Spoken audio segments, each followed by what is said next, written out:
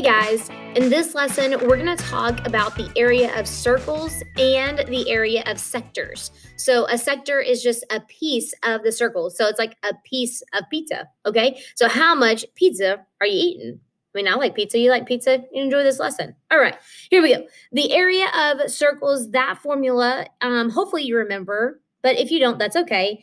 That is going to be pi times radius squared. So remember, the radius goes from the center of the circle to the edge. And then remember that the diameter would go all the way across, which the radius is half of the diameter. Okay, so just kind of going back to what we talked about with the circles, but also talking about probably sixth, seventh grade. So pi times radius squared. That's it. Circles, same thing. All right. Now let's talk about the sectors. So a sector, and you've taken the area of sectors before, like when you take the area of a semicircle or a half circle. You just found the area of the circle and you cut it by, cut it in two or divide it by two. And so you did that because this central angle right here, which we're going to call theta, was 180 degrees. Okay. And the whole circle is 360 degrees. So even though this time we're not going to take something nice and pretty like 180 degrees, we can still find the area of this shaded region right here because we know that measure of that central angle. So the area of a sector is going to be whatever that angle measure is divided by 360. So that's, to me, easier to think about because half a circle is 180. 180 divided by 360 is 1/2. So if you're taking the area of a half a circle, you just divide it by 2 or multiply half, same thing. So then I'm going to take this piece of the circle. So this is the piece of the circle. And then I'm going to multiply it by the area of the circle. So pi times radius squared. Okay. So that's the piece. And then this is the area of the circle. So now let's take a look at how this looks in examples. So we're going to find the area of this circle and round to the nearest hundredths place. Remember that the hundredths place is a second decimal, so you'll look to the third decimal to round up or down. So I am going to write out my area formula. I think that's super important and a big deal here. So area is equal to pi r squared. And so area is equal to pi times the radius squared. So 15.2 squared. And then just multiplying those out, just for error, room, like the little bit of error, I would always use pi, not 3.14, unless you absolutely have to, like you're just using a 4-function calculator, but try to use pi as much as possible just to cut down on that. And so I get 725.83 centimeters squared. So that would be our area for the entire circle here. This next one, we're going to find the area of the circle. We're given the diameter, and we're supposed to leave in terms of pi. So I'm going to leave pi in my answer. All right. So I know that this seems kind of tricky, but it's actually a lot easier. So I'm given the diameter here of 22. So I know that the radius is going to be half of that. So the radius is going to be 11. So area is equal to pi times radius squared. My area is equal to pi times the radius squared, which is 11 squared. So go ahead and square 11.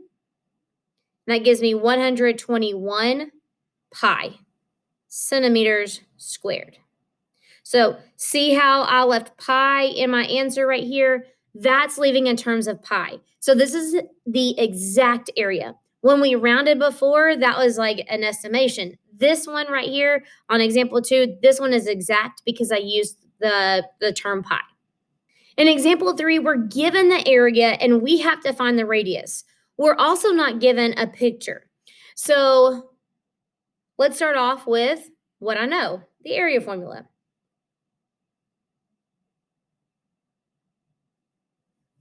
Area is equal to pi r squared.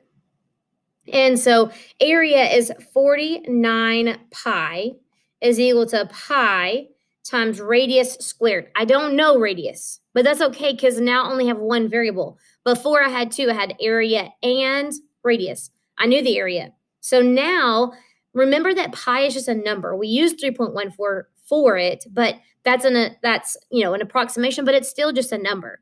So if I have a number times my variable squared, I'm going to take that and divide it so I can get that variable by itself.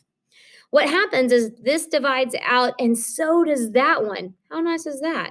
So 49 is equal to r squared. And then the last step, if you remember back from like Pythagorean theorem and all that good stuff, to solve for r here, I'm going to have to take the square root of both sides because I have r squared. And once I do that, I get 7 is equal to r. So I know that 7 centimeters is my radius here. That gives me an area of 49 pi. Now, if you are given something in like a decimal approximation or whatever, then just use the decimal approximation forward. Go ahead and use pi if you can, and then round at the very end. The last one, this is the area of the sector piece. So what we're going to do is we're going to take that degrees and I'm going to divide it by 360. That's going to be the piece of the area that I'm trying to find. And so then I'm just going to multiply it by the area of the entire circle because I'm taking a piece of it at the very front when I divide that by 360. So I know the area is theta divided by 360 times pi r squared. So area is going to be, my theta is 133 divided by 360 times pi times the radius, which is 12 squared. And then just multiplying all those out. Be very careful about this front piece. Make sure it does end up being a fraction. And you get 167.13 centimeters squared. And that's the area of just a small piece. If you were to take the area of the entire circle, it should be larger than what we have here as this sectioned piece. If you got something that wasn't bigger than this, then maybe you need to go back and check some of your work. But that's just a way to kind of double check yourself. So rounding out the area of a circle, pi r squared, area of a sector, you're taking that piece. So you need to find that degrees in the middle, the piece of the 360 degrees that you're finding the area of. And so that's why you divide by 360 since a circle is 360. And so now it is your turn to practice with your skill check.